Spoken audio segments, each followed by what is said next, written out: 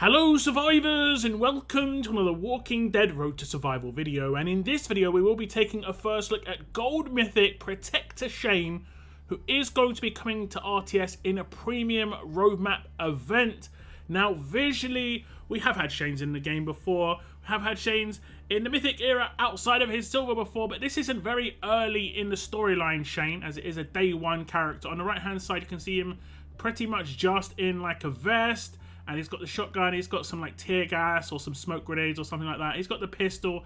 On the left hand side we can see the art in a bit better detail. And he is in combat with a walker, not kind of doing very well by the looks of things. And it is because it is quite early on in the old zombie apocalypse, which was obviously a pretty brutal situation. We do have in the background Laurie and Carl by the looks of things. So this could potentially be before Rick got back into the picture when it comes to him waking up in the actual hospital, and this could potentially be, Shane, breaking them out and getting them out of the city and so on and so forth and getting them to safety, which is pretty cool. If we look at his stats at level 1600, limit break 3, he has got 51,412 attack, 16,825 defense, and 25,239 HP. He is going to be a tough character, of course. He is going to be the support role, Gold Mythic, and he will be joining the Day 1 Allegiance. Now, the first thing we're going to check out is going to be the Adrenaline Rush, and it is called Aim for the Head. It has got a recharge rate of 55 AP, so pretty fast for what looks like an attack team character with that attack stat.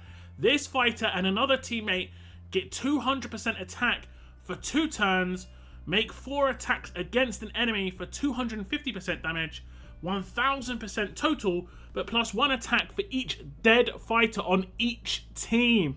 This potentially could be crazy. Obviously the first half where he gets a 200% attack buff comes in before he does the damage. He should do this Adrenaline Rush before anyone else on his team so that that 200% attack goes to someone else who potentially could do damage as well. Make 4 attacks against an enemy for 250% damage is pretty decent in itself. 1000% total. These can all crit, so on and so forth. But plus 1 attack for each dead fighter on each team means that it has got the potential to do an extra 8 attacks maximum if he is in a one-on-one situation. So he potentially could do 12 attacks of 250% damage, making it 3000% damage total if he is in that one-on-one situation. However, if you do use him on road maps, I think he could get that plus 1 because you can take 6 teammates, but it's very unlikely you're going to get in a one-on-one situation on a road map, but you never know. So as we have the Adrenaline Rush here, we will use it. It should do 4 attacks. I don't think it counts the fact that I have 1 less teammate here as a downed, character. We'll do the attacks against Noor, and you'll see some extra stuff happen because obviously that's how the rest of his kit works. And he did do 1, 2, 3, 4. That's how much he should do if we have obviously got no characters been downed. That's the minimum amount of attacks he'll do. The 200% attack comes in first, and then the attacks come in afterwards. Now, of course, with every enemy and teammate that have been downed, he'll get plus 1 attack. I'm not going to show you that because I think it's pretty straightforward to understand how that's going to work. Plus 8 attacks maximum in a war or raid situation. But it is worth noting that by the time you get to your Adrenaline Rush, turn, he could potentially have enemies taken out and teammates taken out, giving him more chance to actually have more attacks on his Adrenaline Rush. So that's actually pretty decent. If we look at the upgrades though on the Adrenaline Rush, you can see at grade 3 he gets an upgrade where this fighter and another teammate get 200% attack for 2 turns. This is really cool to come in at a low grade, just because then if you don't get him to, like, let's say limit break 3 and you only get him to like limit break 1, you'll get a big boost on the attack percentage that he's going to be able to deal out just based on Shane's kit. So that's actually pretty good. Then at grade 5, which is 2 copies, we get plus 100% damage per attack. So it goes from 150% damage per attack, 600% total off base, to 250% attack, 1000% total off base. At limit break 2, you get the big upgrade where it's plus 1 attack for each dead fighter on each team, and that has the potential of going up to a maximum of 3000% damage, 12 attacks total. I think you're most likely not going to have that happen too often. You might have the odd 7 or 8 attacks, which is still pretty significant, and that is actually pretty nice indeed. As you saw from the previous clip, as you're taking out enemies on the defense team, it doesn't add attacks to your Adrenaline Rush. It's however many have been taken out as you hit Rush. So if you take out enemies with hits, you don't get extra attacks because of that, just in case anyone was wondering. So this Adrenaline Rush is actually pretty interesting, and I think this is actually a cool way of doing things. There's a lot of additions here. That the extra attack before it comes in is great, and the potential for extra attacks is also massive. Massive. If you've got someone who's got heavy nuke off of turn 1 to take out 1 or 2 enemies, this is guaranteed to have 6 attacks off of his Adrenaline Rush turn, which is nice. Like I said, he buffs someone else to do more damage too. It's random who that goes to, but if it lands on someone who can do damage, 200% attack is amazing. Now the next thing we're going to look at is Protector Shane's signature move, and it is called Raid and Recuperate. It has got an initial cooldown of turn 1, cooldown of 1 turn, number of uses unlimited, remove 100% bonus HP from 3 random enemies. If the primary target is at 100% HP, stun the target for 2 turns. Otherwise, that line of enemies gets minus 30% AP for 2 turns. Then, make 5 attacks against the target for 250% damage, which is 1,250% total. So obviously all of the things are going to come in before the damage occurs. The bonus HP removal, I think, seems to be completely random, so it might not go to the character you're actually attacking. But if the primary target is 100% HP, which is generally going to happen off of turn 1, you stun the target for 2 turns, it means their weapon will not proc. You just have to check their mods to see if they have defense while stunned, because you wouldn't want to have someone who's got defense while stunned. And that way, if they've got a stun on defense weapon, for instance, or an absolute defense weapon, he will be able to bypass that weapon. And then if they are below 100% HP, even if it's 99%, they'll get minus 30% AP for 2 turns, but it'll go to the line. So you could potentially control the character behind the target that you want to take out, and that character won't be able to rush for effectively a couple of turns unless they get commanded. The damage is pretty good. It has better base damage than his Adrenaline Rush, but obviously his Adrenaline Rush can scale way higher, and a majority of the time you're probably going to be doing at least 5 attacks on that Adrenaline Rush. So here we are off of turn 1, and I will use the signature move again, this time on Nor, and we'll see the bonus HP get removed first. I'll try and see which characters have the bonus HP removed from them. And it looks like Nor was one of the characters, as was Eris, and as was Maggie the leader. So as you can see, we have taken down the 3 characters. We did 5 attacks this time around. I think last time we did 4 and didn't take down Eris. Obviously, the more attacks you do, generally the more damage you're going to do, which is obviously nice. And then we obviously had that character stunned initially. We didn't really see it, but if she had a stun on defense weapon, it wouldn't have stopped us from taking that character out, which is obviously very nice indeed. Now, obviously, in the case of an Outlast character, that character would not be stunned in the Outlast state if they had a cleanse. So, for instance, if we targeted Eris, she gets stunned initially, so it block her absolute defense weapon, but then she cleansed the stun once she got taken out because it comes in before the damage actually happens. Whereas other characters, the control comes in afterwards, and then obviously Eris would be stunned or, you know, maybe confused or whatever in that state. Just worth noting, different characters deal with different things, and Shane doesn't seem to be set up for Outlast characters, but for Heavy Nuke otherwise. If we look at the upgrades though on his signature move, you can see at grade 2 he gets plus 100% damage per attack, so it goes from 150% up to 250% as we had with the Adrenaline Rush. Then at grade 4, still 1 copy, it gets plus 2 attacks, so initially it is 3 attacks for 250% damage, which is 750% total. Then it goes to 5 attacks for 250% damage, which is 1,250% total. At Limit Break 1, it gets -1 to starting cooldown, so it goes from a turn 2 starting cooldown down to turn 1. I say this is quite important. Limit Break 1 seems to be the kind of like minimum that you want to get, especially considering he gets the big boost off of his Adrenaline Rush attack. That could offset the fact that you don't have Limit Break 3, but the higher the better, because obviously more stats, more damage. Then at Limit Break 3 gets an upgrade where he removes 100% bonus HP from 3 random enemies. This is nice, but it says random, so I guess it can't necessarily happen to the character that you target every time. But if it doesn't happen every time, you could see there was some splash in the attacks we were doing. I will tell you this, it wasn't from his weapon. The weapon I had on him was just a basic 1535 attack weapon, quite an old school weapon, nothing too crazy. If you did want to amplify it even further, you could go for like a rampage weapon in his hands, extra potential splashes, extra potential double attacks if you went for the double attack weapon too. So lots of potential output when it comes to the damage here. Bonus HP getting removed so it goes straight into the max HP is generally a good thing. And it doesn't necessarily have to hit the target for that to be the, you know, the big bonus. Because if the characters adjacent have no more bonus HP and it's just taking max HP splash damage, as much as splash damage isn't crazy good, lots of it just whittles down characters. You could have lots of low HP characters, and the way parts of other Shane's kit works is he's obviously going to be taking out characters and keeping them down for the count, if you didn't notice that from the previous clip. So yeah, very nice signature move. Big damage off of turn 1. Heavy damage dealer by the looks of things, of the support role too, so you know, has potential usage outside of characters that get controlled because of their role, which is nice. But let's see what he has in his passives to kind of like put the icing on the cake, basically.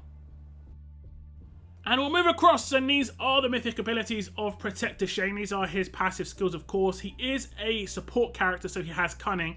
Each of his individual attacks has 30% less chance to trigger enemy weapon effects and walker effects. This means that if they have absolute defense, he has 30% less chance to proc those, which is an actual like hard percentage reduction, because let's say someone has a 60% chance to absolute defense, now they have 30. That's actually pretty good. So more often than not, he's actually going to hit his attacks than not his attacks against an absolute defense, which is not what a lot of characters can say. If we say that the next passive is going to be in too deep, at the start of each turn, this fighter and adjacent teammates get 100% counter damage reduction for 2 turns. This is quite nice. He needs to be teamed up with other characters that do something on the other side of the team, of course. You could potentially have characters that do camouflage, and that'd be fine. And that way you could have the 2 heaviest damage dealers in your team next to Shane, and Shane being the other damage dealer. And then everyone else is camoed, and you can target payback characters willy-nilly, and won't be any problem there. The next one's called Moment of Opportunity. When his specialist skill triggers, 100% chance to remove defense from a random enemy and normalize them for 2 turns. This just means any part of his specialist skill, be it the execute part or the decap part, which is obviously great. If the execute part procs, it will proc the decap part anyway, but it's just worth noting, it doesn't matter how it triggers, as long as the character is decapped by Shane, then obviously another character has their defense removed and a potential normalize check comes in. It can be resisted, but that's pretty decent. The last one is warning shots, and this is what we were seeing before. When attacking, 100% chance to deal 100% damage to all enemies adjacent to the target. So he has got 100% chance to do AoE damage.